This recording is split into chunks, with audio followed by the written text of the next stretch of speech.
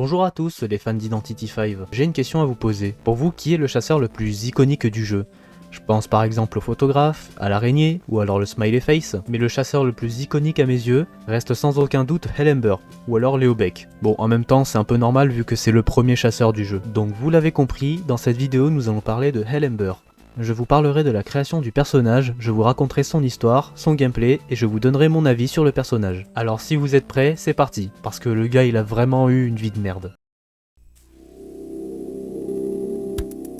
Alors notre cher Hellember est apparu pour la première fois le 28 juin 2018, soit la même date de sortie que la date de sortie du jeu. Et vu que c'est le premier chasseur du jeu, vous vous doutez bien qu'il y a dû avoir des designs différents. Voici son ancien design de la bêta et son design actuel.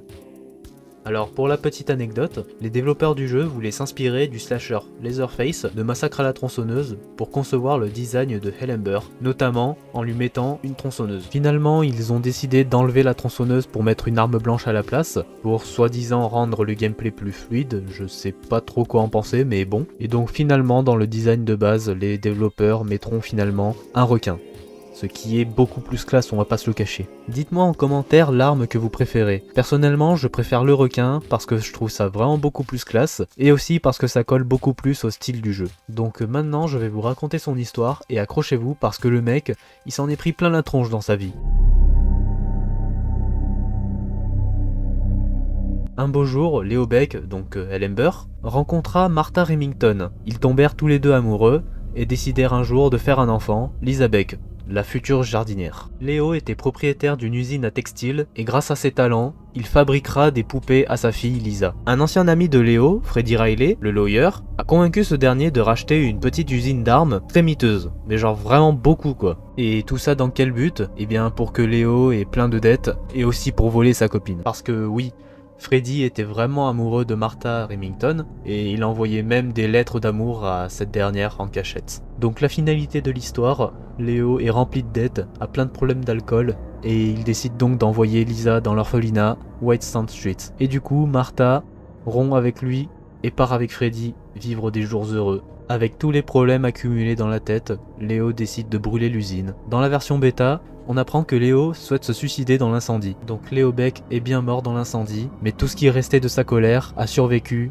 et a donné naissance à Hellember. Et donc Hellember détestera viscéralement Freddy Riley pour avoir détruit sa vie.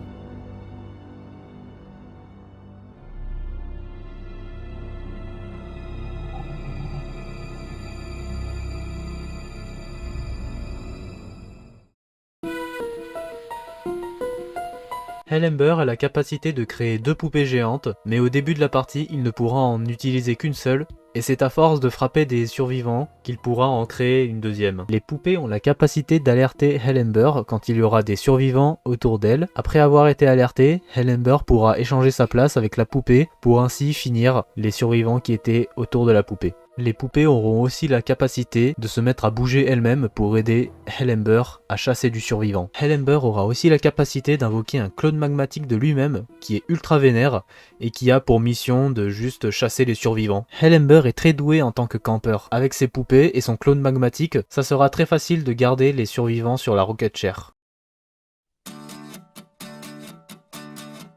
Alors je vais vous le dire franchement, mais j'adore le personnage de Hellember. J'ai aimé suivre son basculement dans le côté obscur, savoir à quel point c'était un père bien aimé à l'époque, pour ensuite se rendre compte que maintenant ce n'est plus qu'une machine à tuer. Tout ça à cause d'un petit enculé.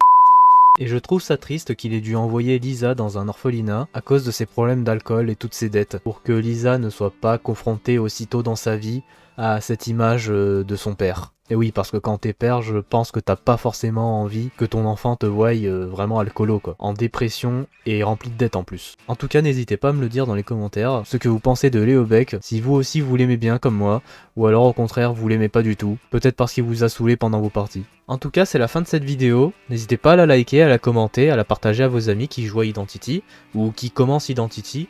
En tout cas, moi j'ai pris beaucoup de plaisir à la faire, parce que le format short, je trouvais ça un peu moyen, et ce genre de vidéo normale me permet d'avoir plus de temps pour dire tout ce que je veux. Si vous voulez que je parle d'un personnage en particulier en premier, n'hésitez pas à me le faire savoir. De toute façon, je vais parler de tous les personnages du jeu, sans exception, et moi je vous dis à la prochaine.